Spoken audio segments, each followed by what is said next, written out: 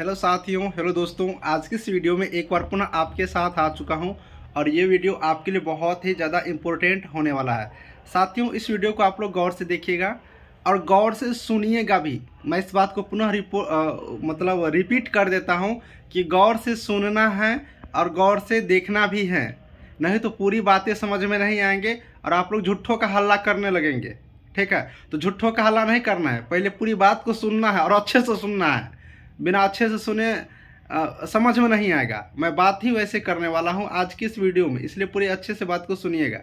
बात करूंगा BTSC ANM 10709 की। हियरिंग तो ख़त्म हो चुका है, जजमेंट को रिजर्व रखा गया है। पटना हाईकोर्ट क्या निर्णय देंगे उसके बारे में बातचीत करेंगे। क्या सेकेंड लिस्ट आएगा कि नहीं, काउंसलिंग का जो सेकेंड लिस्ट की बात कर रही हो आप लोग, उसके बारे में। और जितने लोगों का रिजल्ट आया हुआ है उन सब में भी सभी को नौकरियां नहीं होंगे, कुछ कैंडिडेटों को हटना पड़ेगा। किस आधार पर हटना पड़ेगा वो भी मैं आपको बता दूंगा इस वीडियो में, तो बिल्कुल रूप से आप लोग वीडियो को अंत तक देखते रहिएगा। साथियों, सबसे पहले मैं आपको बता दूं कि पटना हाई कोर्ट में जो केस जो सुन लिया गया है और उसका जो फाइनल आदेश के लिए जो ऑर्डर को रिजर्व रखा गया है, ये ऑर्डर तो पटना हाई कोर्ट ही देंगे, है ना। और जो भी देंगे वो ऑर्डर आदेश आने के बाद ही हम लोग को पता चलेगा। लेकिन मेरा अनुभव आप लोग पूछ रही थी और आप लोग पूछ भी रहे थे कि सर आप अपना अनुभव बताइए कि क्या होगा, किसके पक्ष में जीत जाएगा।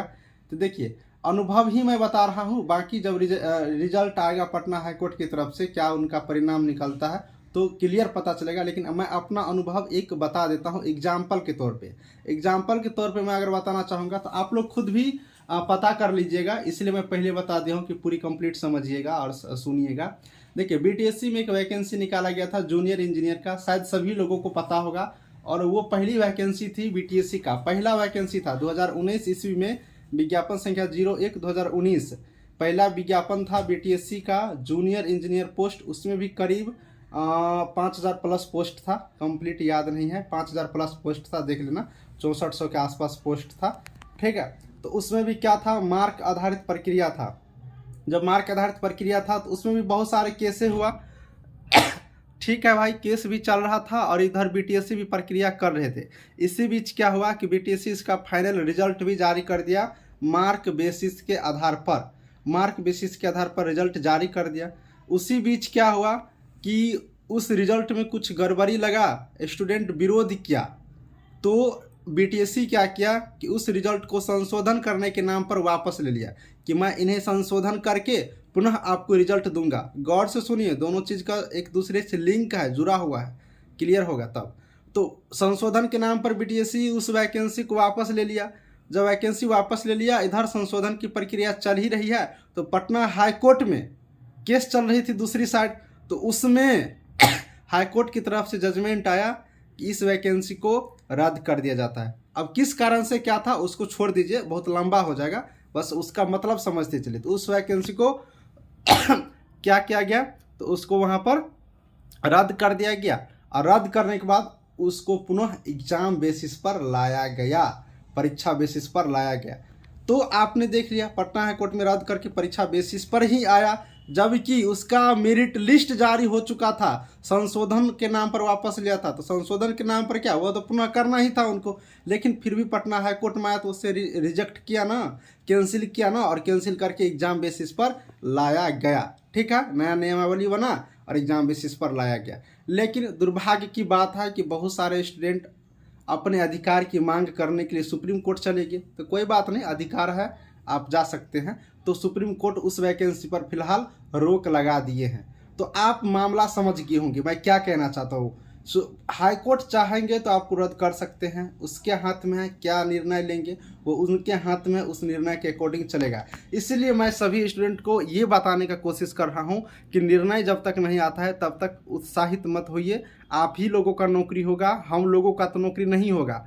ठीक है, आप ही लोगों में से किन्हीं को नौकरी होना है, चाहे प्रक्रिया जो भी रहे। लेकिन याद रखिएगा, जो बच्चे मेहनती होते हैं ना, जो बच्चे क्या, हर कोई, मैं पिछले वीडियो में इस बात को बोला था, अगर मैं मेहनती हूँ तो मुझे किसी भी काम करने से कोई नहीं रोक सकता। अगर आप मेहनती हैं तो आपको भी किसी काम होने से नहीं रोक सकता है। आपका मेहनत है वो आपको पता होगा कि आपने कितना मेहनत किया, मुझे नहीं पता चलेगा।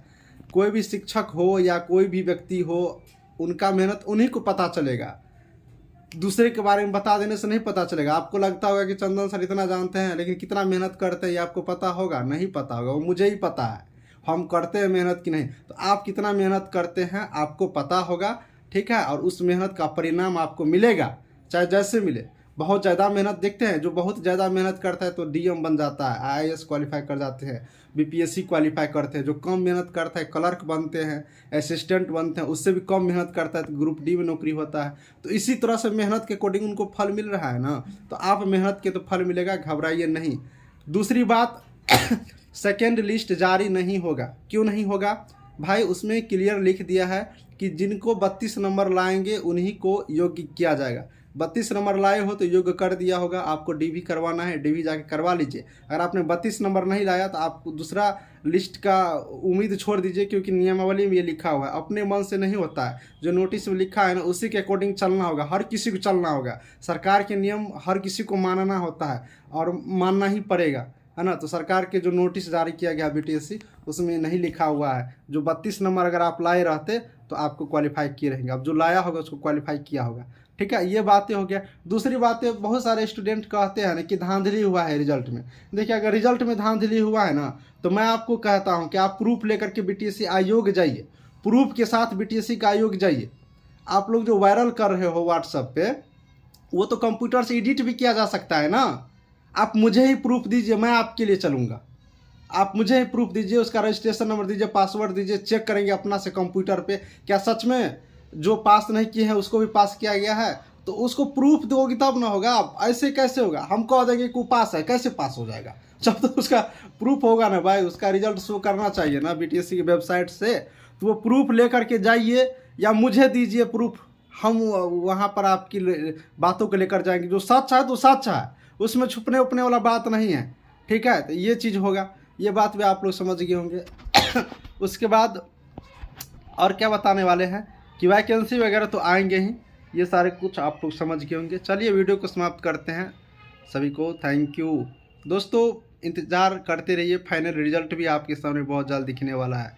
कब होगा ये डेट मुझे भी मालूम नहीं है, लेकिन बीटीएससी वर्क जिस अनुसार से कर रही है बहुत जल्दी आप लोग के सामने सब कुछ क्लियर होगा। और देखिएगा, हम तो लिखित नोटिस को मानते हैं। लिखित नोटिस कोर्ट देते हम मान लेंगे, आयोग देगा हम मान लेंगे। अफवाह हमें क्यों फैलना है? अफवाह हमें कुछ होता है?